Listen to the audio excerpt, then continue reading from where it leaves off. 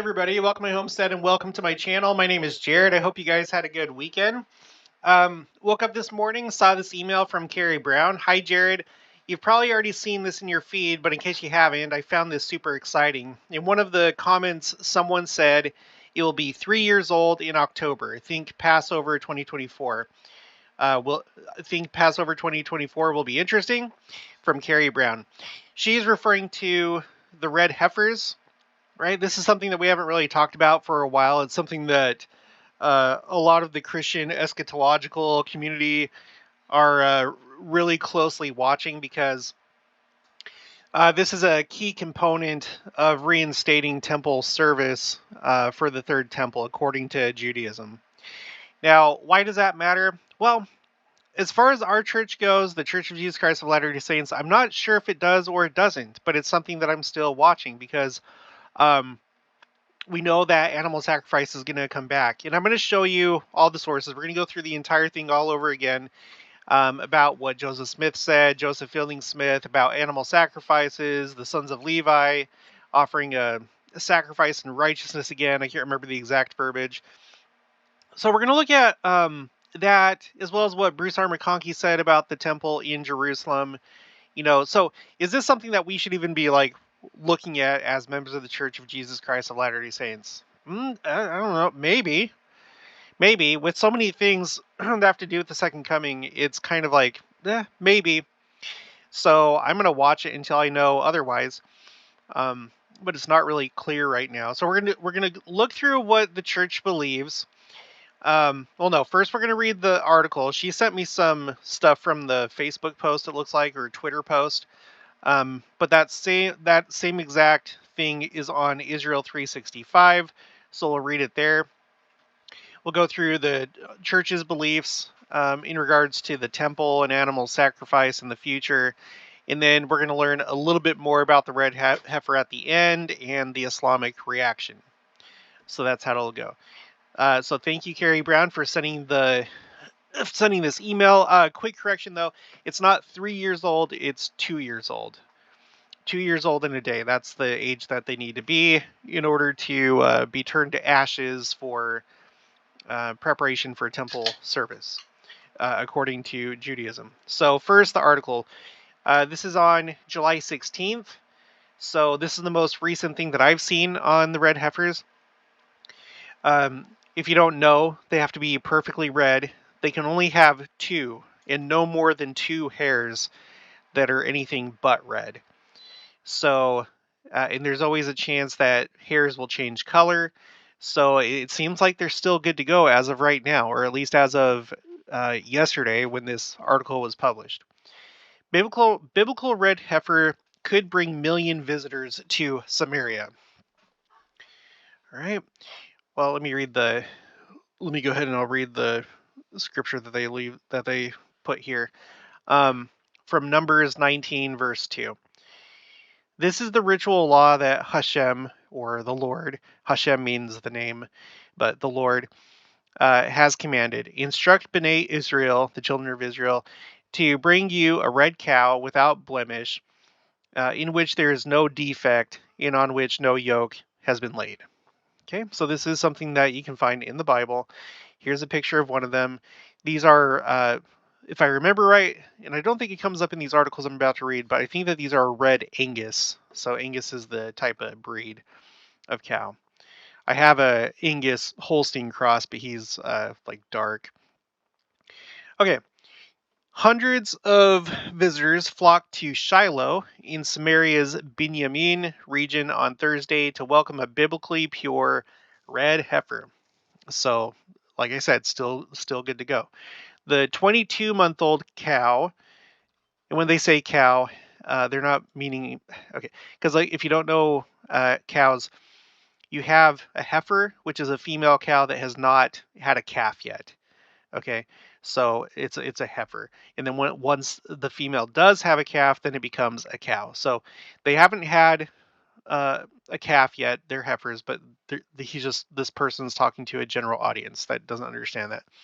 The 22-month-old cow, which was brought to Israel from the United States, found a new home in the ancient Shiloh heritage site where the biblical tabernacle once stood. So that's interesting. Uh, and that's pretty neat because you know that once Israel entered the land, the tabernacle was there for quite a time until Solomon built the first temple. So the tabernacle, I think it may have been at a couple different sites, I can't remember, but Shiloh was one of the main ones, if not the main place that it stood. In the coming month or two, or sorry, in the coming month, two more heifers will be transported to the town, and a center will be opened there dedicated to researching the phenomenon. The heifers will be kept in a fenced off area, and visitors will not be able to touch the animals. All right. So this is Ancient Shiloh CEO Kobe Mamo. Quote, "This is an exciting and exceptional event for the entire Jewish people. We are already in touch with researchers and promoters around the world who are waiting to come here with large groups. We have returned to the site of the tabernacle in Shiloh and are bringing back the Jewish past for the future of our people." The red heifer, as part of the council's Binyamin Temple Conference, which started on Wednesday with the Temple Era dinner. The conference continued on Thursday with lectures in Tel Shiloh, the center of Jewish life, before the construction of the first temple in Jerusalem. Among other topics, speakers discussed the offering of the Passover sacrifice in modern times, the traditional grape varieties of the region, and, look at this, urban and logistic planning, quote unquote, in the vision of future Jerusalem. So they were talking about a lot of serious stuff there. So the big takeaway from this is that there are still some red heifers that are still ritually pure, according to Jewish standards, in order to create the ashes, in order to purify the Jewish people. And we're going to read more about that later. Okay. Here is a YouTube video that you can watch. If you want to learn more, it's let's see. What if you were told right now several red heifers in Israel may be used as part of the process in rebuilding the third temple? You'll be even more surprised to find out that these cows will soon be housed in Shiloh in Samaria, and you may even be able to visit them. While Joshua and Luke were in Houston, Texas, they had a chance to sit down with Moriel Borelli, an Orthodox Jew from Shiloh who is part of the Red Heifer Project. So anyway, you can watch this if you're interested. Now, by the way, when it comes to Israel 365, as I've said 1,000 times over, I am partnered with them in a few things. So there's three charities that I'm supporting. One is for Meir Tamari, a 32-year-old husband and father of two, ages 1 and 2.5. He was murdered on his way home in the heartland of Israel. Please help his widow and family. He was killed by a terrorist. Number 2, planting of trees in Israel, bring the land back to life. Number 3, help Ukrainian orphans that are in Israel. So I have these three charities, and then also they sent me this book called 75 Hebrew words you need to 75 Hebrew words you need to understand the Bible. Did I write that right? You need to understand the Bible. Yeah, okay. Use use code Christian for $10 off. Okay, that's my personal code for my channel. So and it's really cool. It has the whole Hebrew alphabet in the beginning, and then it goes through just a lot of keywords in the Bible in Hebrew. And so there you go. All right.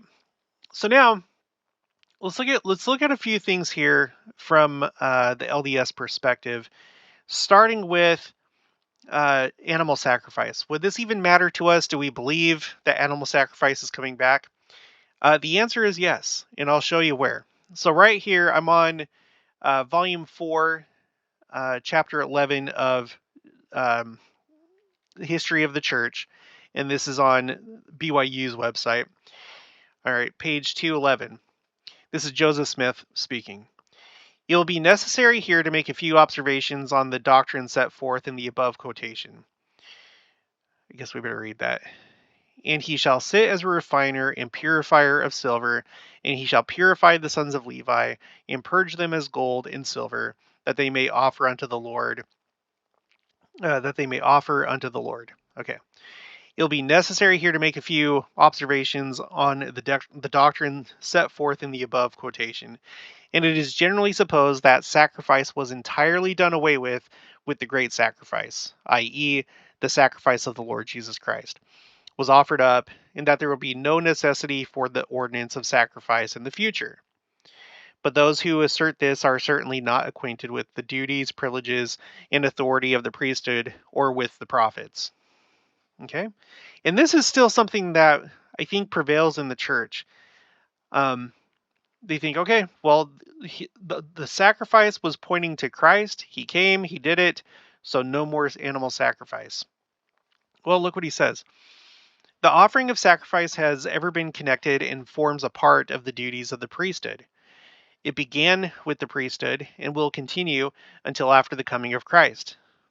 Okay, so after the second coming, from generation to generation, we frequently have mention made of the offering of sacrifice by the servants of the Most High in ancient days prior to the law of Moses, which ordinances will be continued when the priesthood is restored with all its authority, power, and blessings. So this is one thing that could be referred to when President Nelson is saying that the restoration is ongoing. Now, I recently did a video about David A. Bednar, one of the apostles, and he was talking about how the ongoing restoration also includes things that never were revealed. So you have things that never have been revealed since the foundation of the world, but you also have things like this that have been revealed and have not been restored yet. Okay, continuing. Elijah was the last prophet that held the keys of the priesthood, and who will, before the last dispensation, restore the authority and deliver the keys of the priesthood, in order that all the ordinances may be attended to in righteousness. It is true that the Savior had authority and power to bestow this blessing, but the sons of Levi were too prejudiced. Quote, and I will send Elijah the prophet before the great and terrible day of the Lord, end quote, etc., etc. Why send Elijah? Because he holds the keys of the authority to administer in all the ordinances of the priesthood, and without the authority is given, the ordinances could not be administered in righteousness. It is a very prevalent opinion that the sacrifices which were offered were entirely consumed. That's referring to animal sacrifices. This was not the case. If you read Leviticus, 2nd chapter, 2nd and 3rd verses, you will observe that the priest took a part as a memorial and offered it up before the Lord, while the remainder was kept for the maintenance of the priests, so that the offerings and sacrifices are not all consumed upon the altar, but the blood is sprinkled and the fat and certain other portions are consumed. So it is clearly talking about literal animal sacrifices. Blood, fat, other portions consumed. These sacrifices, okay, the ones that include blood, fat, certain other portions, these sacrifices, as well as every ordinance belonging to the priesthood, will, when the temple of the Lord shall be built and the sons of Levi be purified, be fully restored and attended to in all their powers, ramifications, and blessings. This ever did and ever will exist when the powers of the Melchizedek priesthood are sufficiently manifest. Else, how can the restitution of all things spoken of by the holy prophets be brought to pass? This is kind of like another, the restitution of all things. That's another way of saying the ongoing restoration or the restoration of the church. It is not to be understood. Okay, wait. Is it? It is not to be understood that the law of Moses will be established again with all its rites and variety of ceremonies.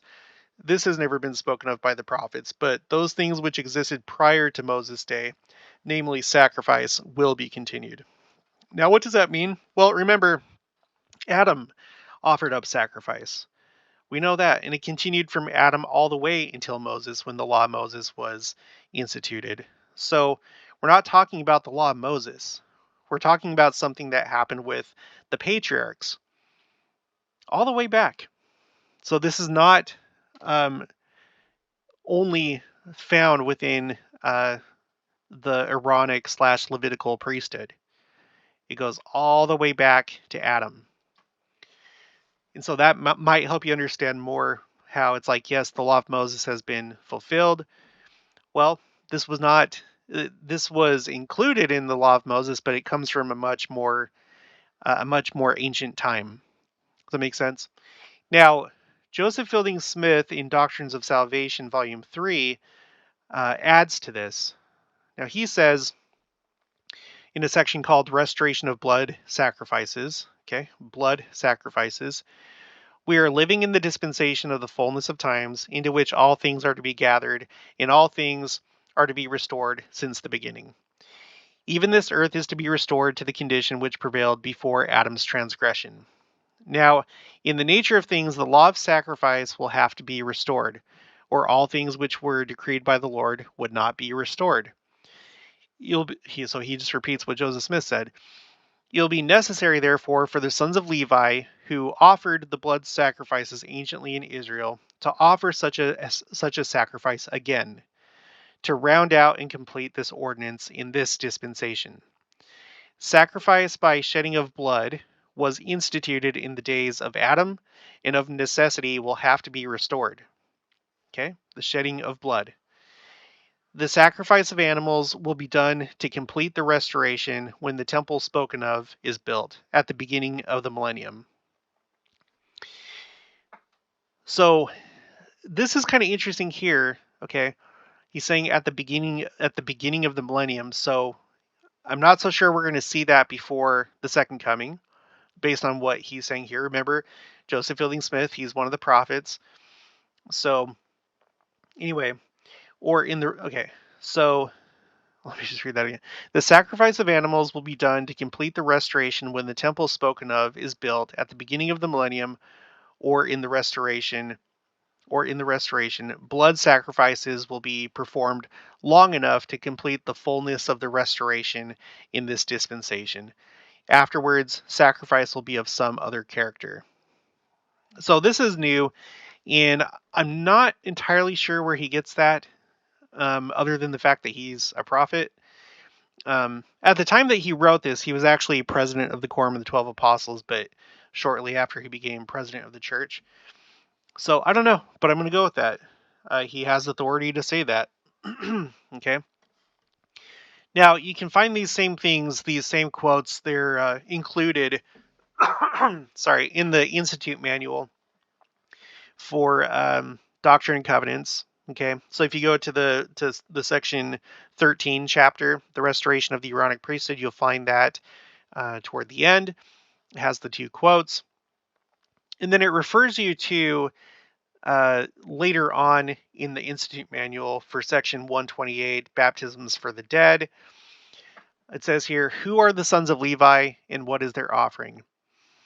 This is something that is also a misconception I've heard a few times throughout my lifetime in church, typically like in Sunday school or something like that, where someone's answering, and they're like, well, the sons of Levi, that's, look at the Aaronic priesthood. We have the Aaronic priesthood again, and we also have the temple services, going on in our modern day temples. No. Well, partially right, but no, that's not all of it. Okay, so historically, the sons of Levi, including the sons of Aaron, the sons of Moses, the sons of Aaron and the sons of Moses, were the custodians of the house of God and were responsible for its ordinances. Today, the Lord promises that men who are called by the Lord to build up my church and who are faithful unto obtaining these two priesthoods of which I have spoken, and the magnifying of their calling, become the sons of Moses and Aaron. So it's like, oh, see, it's right there. The Aaronic priesthood is responsible for the preparatory gospel. In the ordinances of the Melchizedek priesthood, including temple work, the power of godliness is manifest.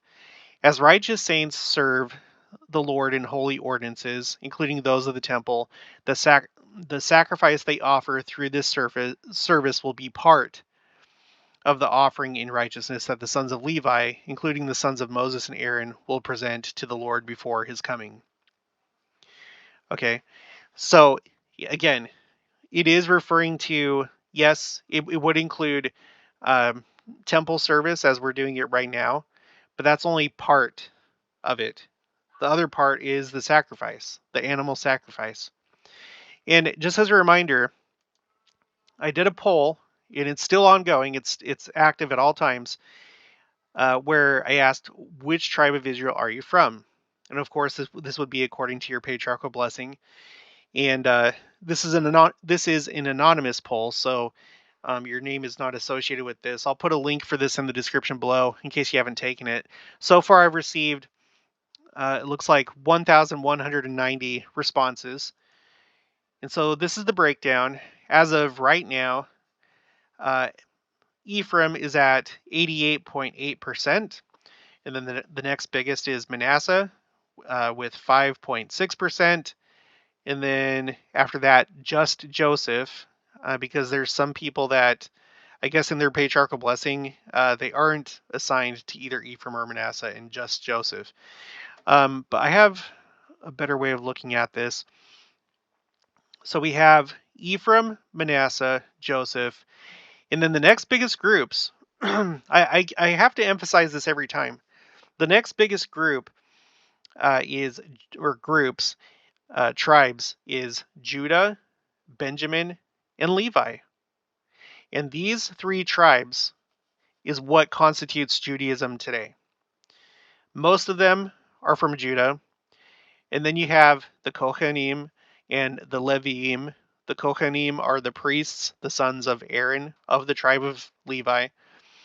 And then the Leviim are those that are the rest that are part of the tribe of Levi. So in Judaism, you have the Kohanim and the Leviim, right? Levi, and we have 6 people here that responded that they're from Levi.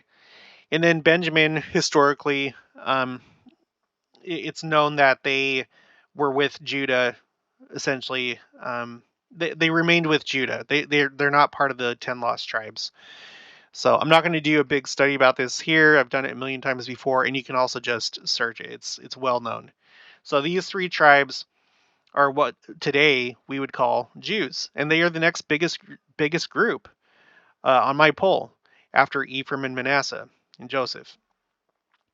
After that, we have Abraham, which is not one of the tribes of Israel, but it is possible, and there are some people that are simply assigned to Abraham. I don't know why, but that's the case. And I have 5 of them here.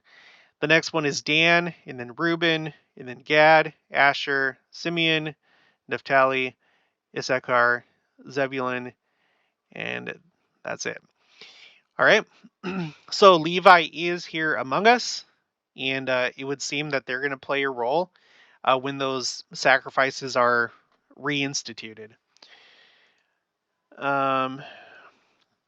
Okay, one one last thing that we need to read is we need to read from Millennial Messiah about the third temple, what the Jews would call the third temple, what we would simply call the temple in Jerusalem, because we know that there is going to be a temple in Jerusalem. And this is what Bruce R. McConkie said about it. Because when these animal sacrifices are brought back, where would they be done? Well, at the temple. So this is what Bruce R. McConkie says. Who shall build this temple? The Lord himself shall do it by the hands of his servants, the prophets. Quote, behold, the man whose name is the branch, he shall build the temple of the Lord. End quote. And be it remembered, the branch is one of the messianic designations by which the promised Messiah is known. Even he shall build the temple of the Lord, and he shall bear the glory, and shall sit and rule upon his throne. Oops. Sorry. And whence shall the workmen come to build the sanctuary? Asks Bruce R. McConkie. Continuing, they that are afar off shall come and build in the temple of the Lord. This is from Zechariah chapter 6, verses 12 through 15. Who are those, quote unquote, that are afar off?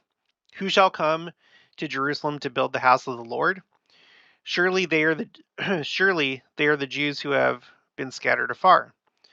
By what power and under whose authorization shall the work be done? There is only one place under the whole heavens where the keys of temple building is found, There's only one people who know how to build temples and what to do in them when they are completed.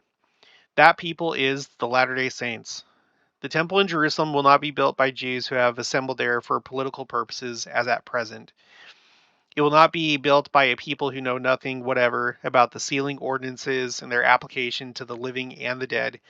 It will not be built by those who know nothing about Christ and his laws and the mysteries reserved for the saints.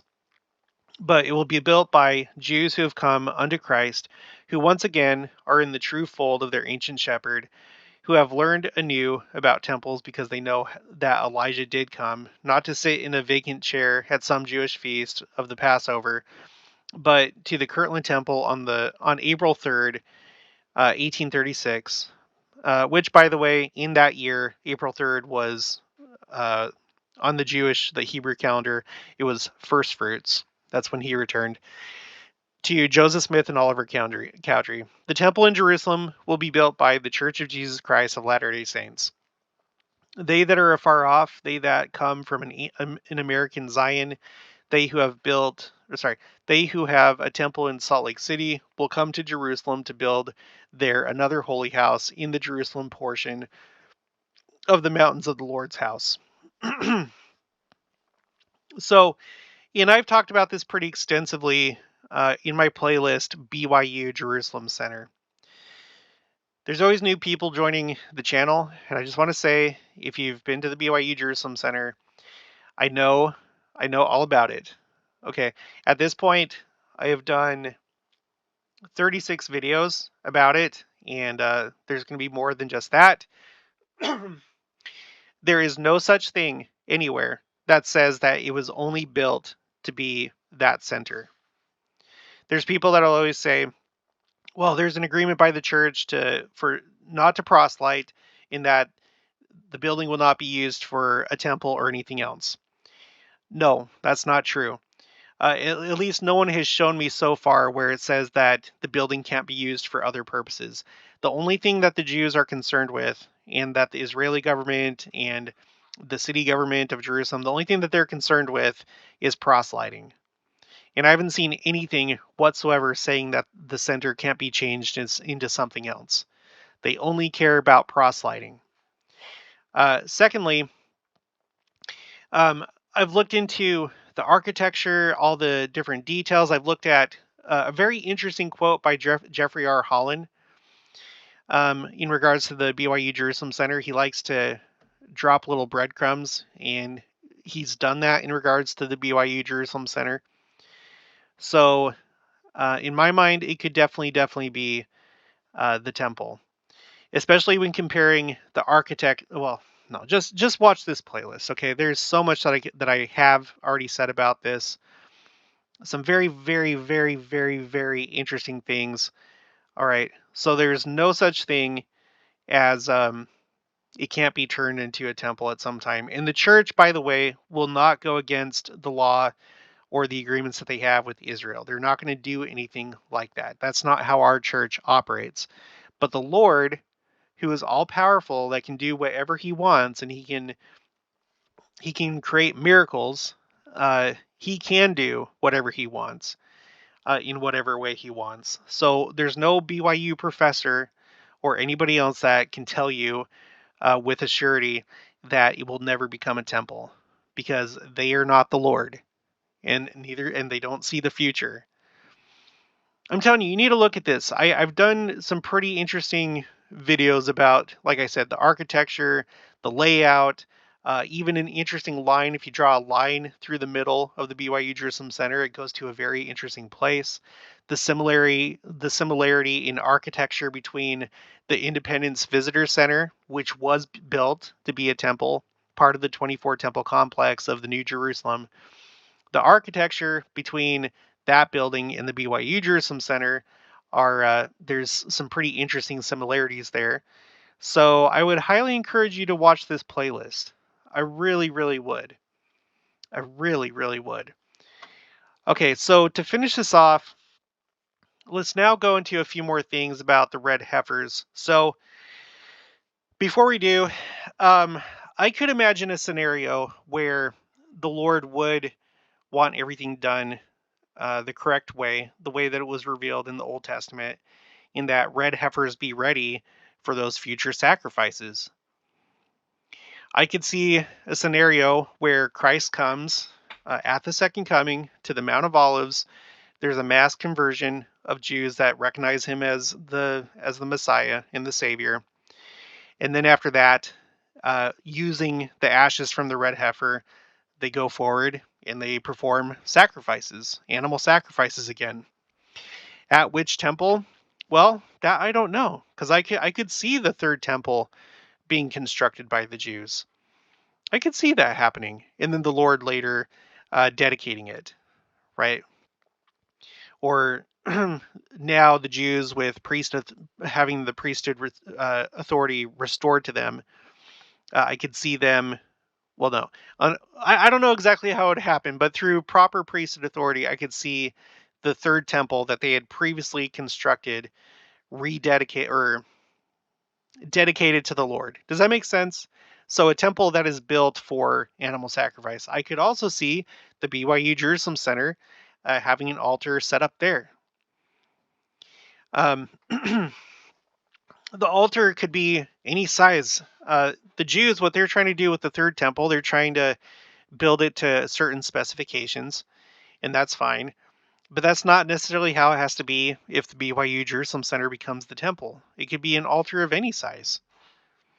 The BYU Jerusalem Center has different things on its grounds, like it has an olive press and a wine press and a millstone, like for grinding and stuff. It could be just set up outside somewhere over there. So it could be done anywhere. And it may be that Christ is like, yeah, use the red heifers. I provided those for you, and we're going to do this how it was done before. Or maybe not. I don't know, because the red heifer thing, that would have been part of the law of Moses, so it may not be required. In order for Adam all the way down to Moses, there's nothing that says that they ever had to have a red heifer in order to do this. So I'm leaving my mind open. There's not really an answer that we have for sure right now. It could be anything. It could be anything. Okay, so this is from last year. It's from April 16th. And as we look at the Hebrew calendar for last year, and it was the 15th that they arrived in Israel, the red heifers. This was just a couple weeks before Rosh Hashanah, or the High Holy Days, which is Rosh Hashanah and Yom Kippur. These two go together. And between Rosh Hashanah to Yom Kippur, you have the 10 days of awe. So it's like the holiest time during the year, and it's the month, or it's the day where they change the year, the calendar year. So last year we began on technically at sundown on the 25th of September, we began the Hebrew year 5783, and that's currently what we're in until this September. All right, so let's see. Here's a group of guys. This is the rancher from Texas that provided the red heifers. Okay. The Temple Institute and Bone Israel made a huge step towards reinstating temple service on Thursday when 5 red heifers landed in Ben Gurion International Airport. The red heifer was the main component in the biblically mandated process of ritual purification for impurity that results from proximity or contact with the dead body. Because the elements needed for the ceremony had been lacking since the destruction of the Second Temple, all Jews today are considered ritually impure, thereby preventing the return of the temple service. So that's the big deal. And you have to wonder what's going to happen whenever they do successfully produce these ashes. Is that going to cause kind of like an excitement, a big motivation among the Jews? I don't know. I've seen videos about. In fact, I'm going to look one up really quick right now. Okay, I watched this video a while ago. This is My Israel channel. In the title of the video is I asked Jewish people what they thought about the third temple. And there's a big variety of opinions. Some of them don't even know that the Temple Institute exists. The Temple Institute, they're the ones that have created all the vessels for the temple, including the menorah, the Ark of the Covenant, the garments for the priest and for the high priest. Okay. And they're the ones that are heading up this red heifer thing. So I can't really say what the reaction would be in Israel and Judaism worldwide. That's a big question for me because that's one thing that they've really been trying to produce is the ashes from the red heifer. It's been an elusive pursuit, but it's finally happening. So I'd encourage you to watch this video. I'm going to put it in the description below. It's also going to be in my recommended videos playlist. But he goes through and some people think, well, it's going to happen. Uh, the temple's going to come down out of heaven from God. Others think, well, the Messiah is going to come, and through a peaceful process, the world's going to be convinced that yes, we need to build the temple there, so it's going to be done through peaceful means. So there's a whole variety of different opinions.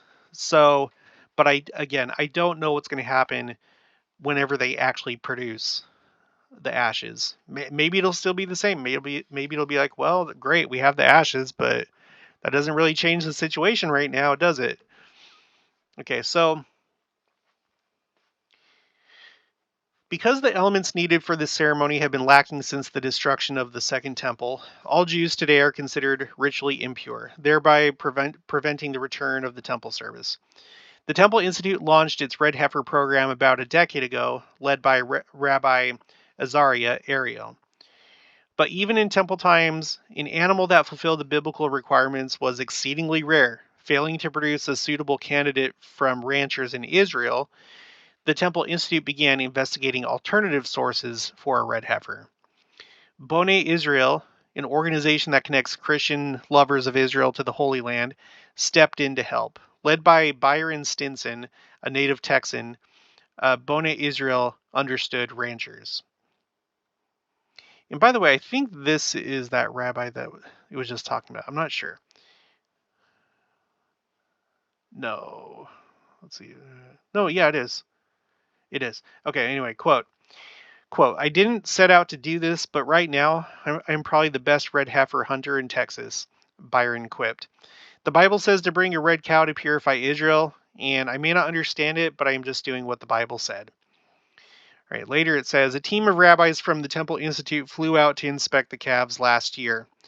The requirements are incredibly demanding, requiring that there be no more than 2 non-red hairs on the entire calf.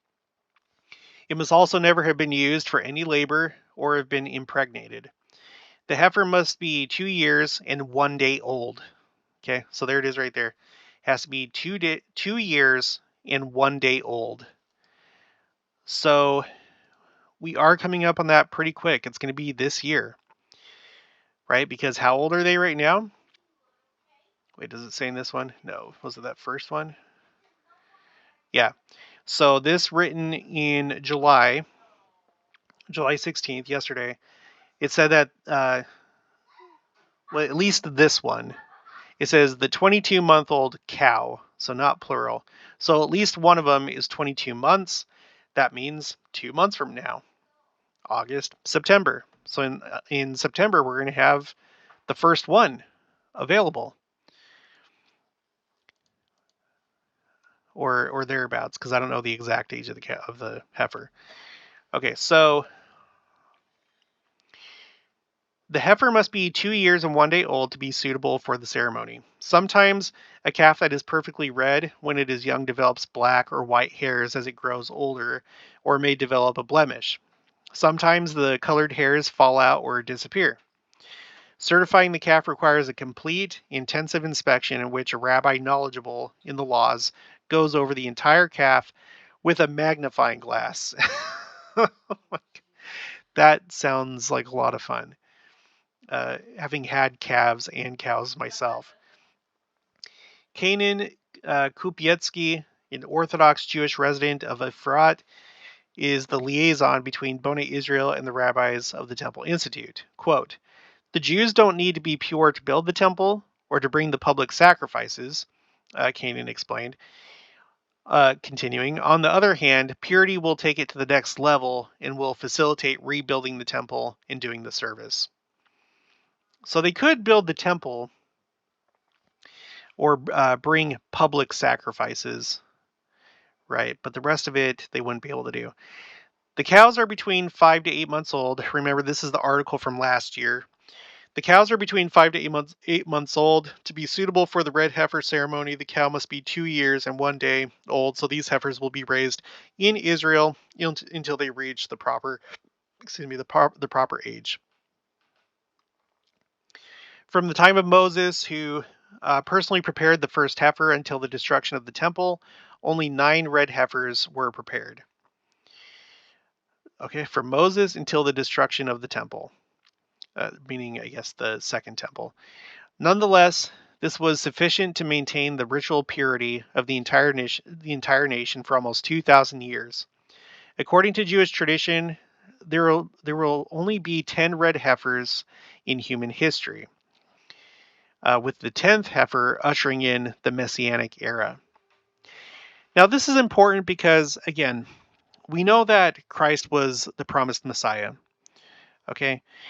But all these things that are going on in Israel and in Judaism, as they're expecting the Messiah to come, I feel and I think that the Lord is preparing their minds for the second coming, even though they don't know it's his second coming. So these people that are preparing these red heifers, thinking about how this is going to be the 10th and last time, it's preparing their minds for the Messianic era, or what we would call the millennium. Rabbi Moshe ben Maimon, or Maimonides, the most renowned medieval Jewish scholar known by the acronym Rambam, wrote in his explanation of the mitzvah, or commandment, that, quote, the 10th red heifer will be accomplished by the king, the Messiah. May he be revealed speedily. Amen. May it be God's will. End quote. Okay. And then they're doing other things too.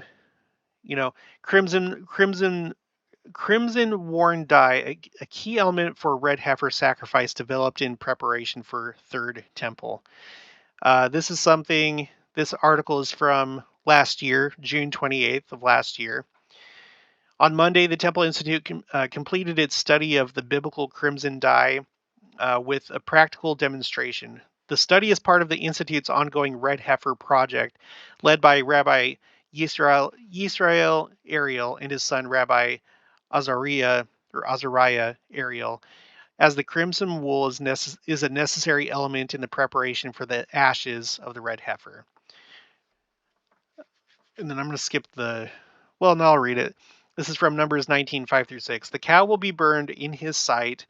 Its hide, flesh, and blood shall be burned, its dung included, and the Cohen, or the priest, shall take cedar wood, hyssop, and crimson stuff, and throw them into the fire consuming the cow. The study was concluded at an auspicious time, as Jews worldwide are currently reading this section of the Torah concerning the red heifer. The ceremony of the red heifer is one of the most mysterious and inexplicable of all the ceremonies. A perfectly red heifer is slaughtered and burned entirely outside the temple. The ashes are necessary to purify Jews who have been rendered ritually impure by contact or proximity to a dead body. Though the temple service can be reinstated without the ashes of the red heifer, personal sacrifices will only be possible after the ceremony is reinstated. So again, in the other article, it said that that the temple could be built and public sacrifices could be done, but not personal sacrifices. In 2002, Dr. Zohar Amar of Bar Ilan University claimed to have verified the specific insect referred to in the Bible and even extracted some dye. He concluded that the color produced was orange rather than red. Quote, "We checked many historical sources, the most important of which is Josephus, who was the last to describe and document the existence of the Shani in the temple, Dr. Amar said. Continuing, he says, Josephus describes the color as symbolizing fire, which is orange, as opposed to the red that many think it is. Our production process also produced orange. End quote. The rabbinic authorities have finally confirmed his conclusions at the Temple Institute. The process is quite involved. In rabbinic literature, the dye is referred to as zehorit, or zehorit, which was extracted from the body of the crimson worm. Okay. So anyway, you can read more. I'm not going to read the rest of this. This is getting kind of long. But I'll include the links for all these in the description below. The last thing I want to hit on is this. This is also from last year, September 30th, 2022. So after all these other two stories have taken place, the Heifers arriving in Israel, the preparation of the crimson worm dye. So this is the reaction from Hamas. And they're the ones that are down in the operating out of the Gaza Strip. Hamas warns red heifers signal a new stage in the Judaization of the mosques, quote unquote, on Temple Mount, calls for violence. All right, so they're not happy with this. Arab media are citing the arrival of the red heifers in Israel as a threat to the Al-Aqsa Mosque in Jerusalem. The announcement comes during the Jewish high holy holidays, Rosh Hashanah and Yom Kippur. That's when it was announced, not necessarily when they arrived. Well, I don't know. Never mind. Just forget I said that. The announcement comes during the Jewish high holidays and in a period when the IDF is engaged in ongoing operations to combat terrorism in Samaria.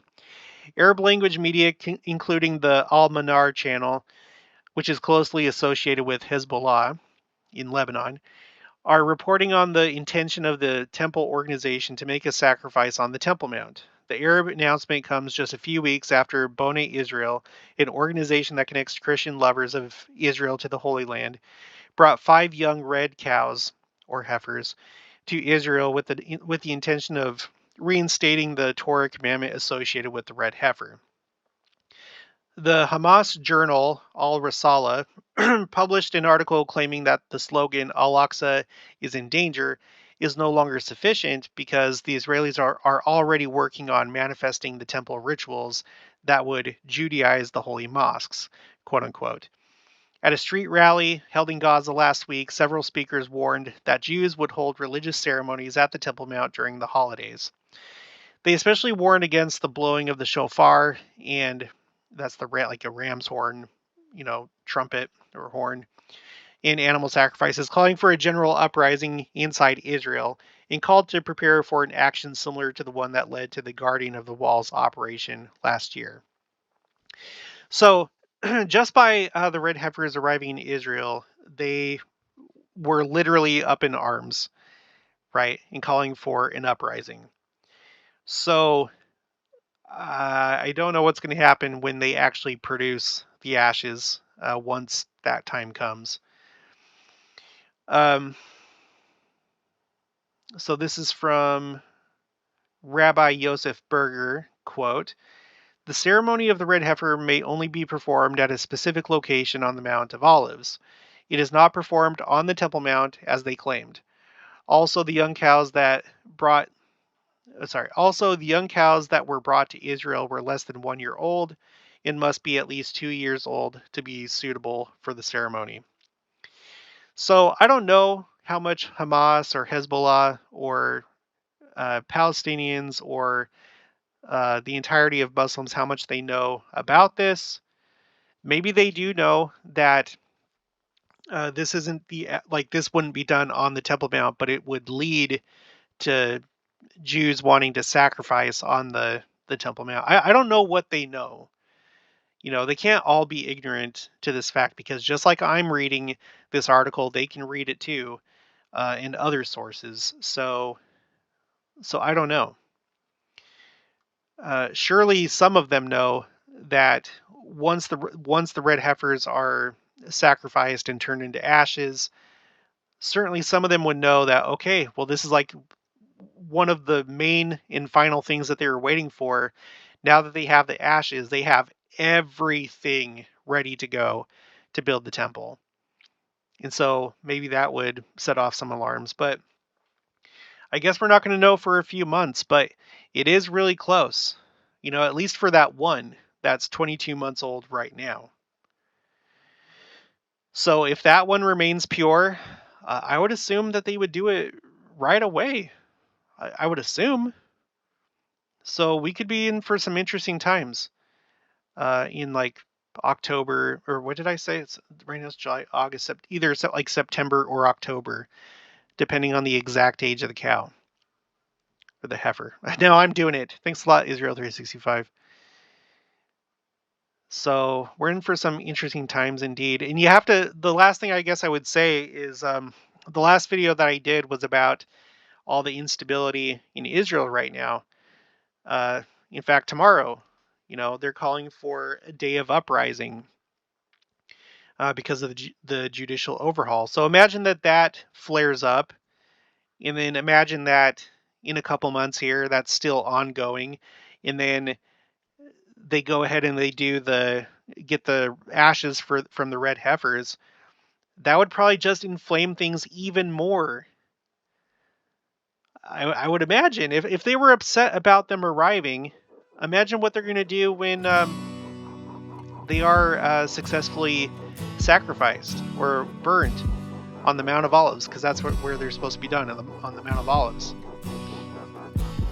So I don't know. This might be an interesting rest of the year. Okay, well, that's going to be it for this one. If you haven't already, please make sure to subscribe, like this video if you liked it, leave your thoughts and opinions down in the comments below. Also, make sure to share it, and I'll talk to you guys later.